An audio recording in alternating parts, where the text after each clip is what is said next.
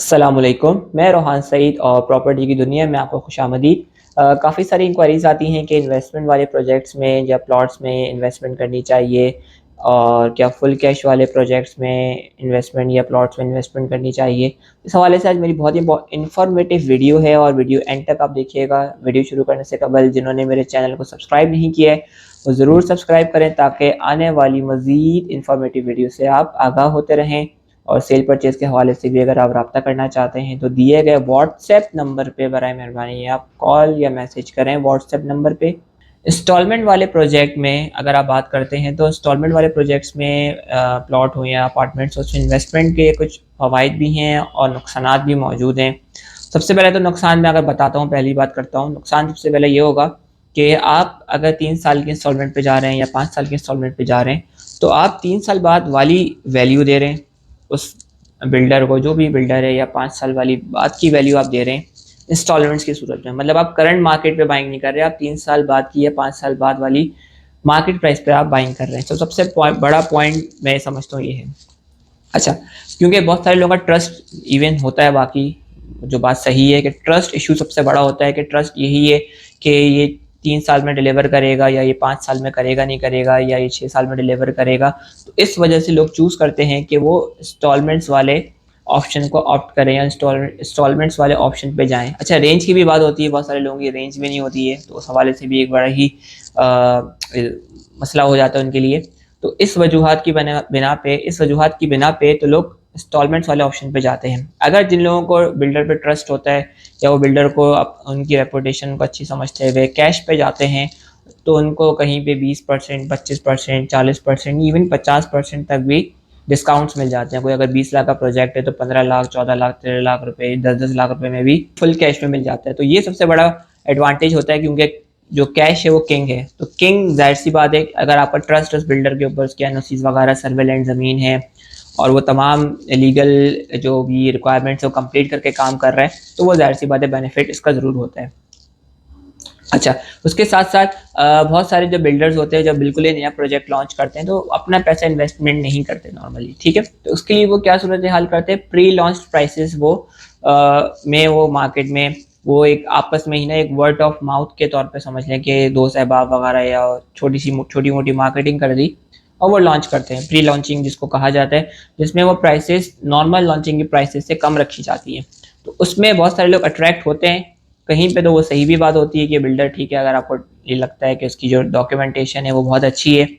और आगे जाकर उसको एनओसीज वगैरह मिल जाएंगे, क्योंकि जब वो प्री लॉन्चिंग प्राइस लॉन्च करता है तो नॉर्मल ये होता है कि उनके पास एनओसीज नहीं होते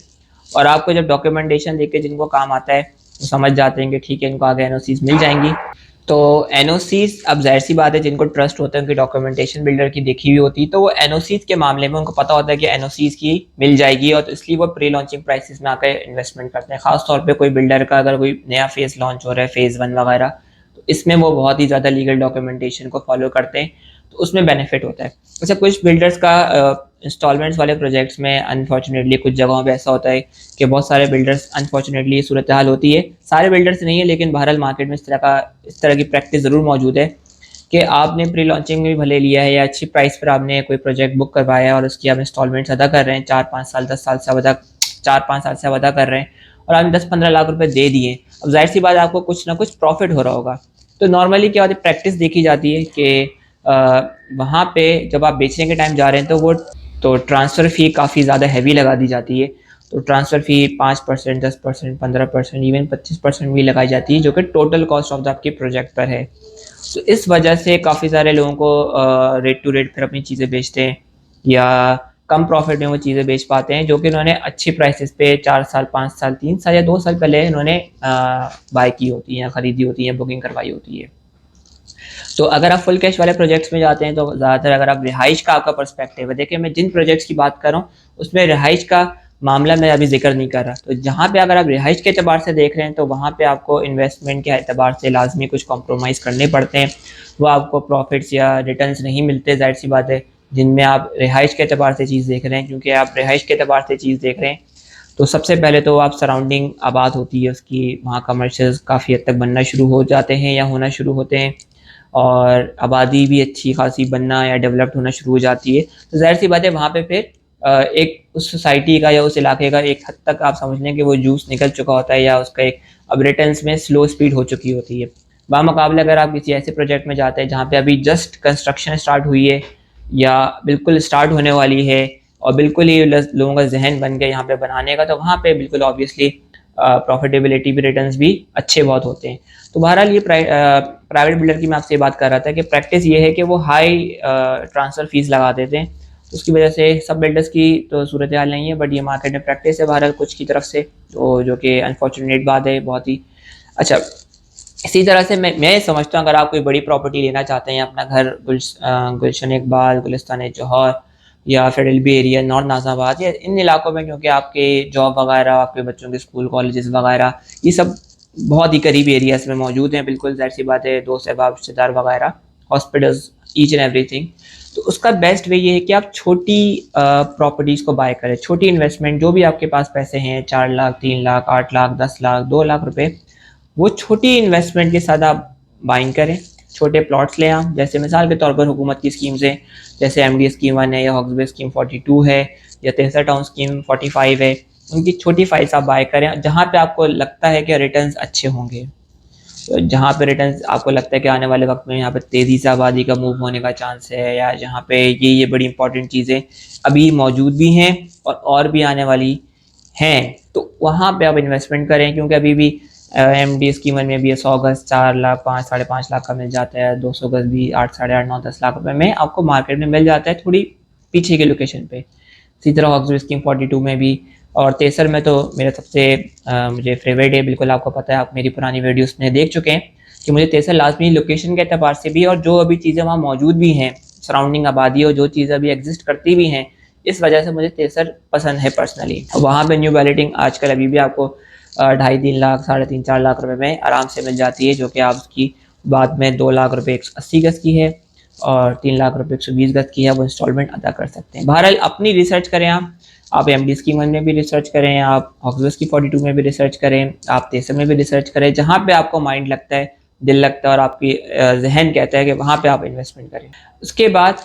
क्योंकि ये जो छोटी प्रॉपर्टीज़ हैं, आप 2-2 लाख की या 3-3 लाख की लेंगे, अब जिसके पास मिसाल के तौर पे 20 लाख रुपए की रेंज है और वो 20 लाख में चाह रहे हैं कि गुलशन इकबाल में घर ले, तो ये समझ लें कि ये ना होने वाली बात है, या गुलिस्तान जौहर में या फेडरल भी एरिया में या नॉर्थ नाज़ाबाद में या बहादुराबाद में, तो ये तो बिल्कुल ही मलिर हॉल्ट में या सुरजानी में भी इसको, जहाँ पे आबादी मौजूद है, तो ये वहाँ भी उसको नहीं मिलेगा। तो ये तो बेसिकली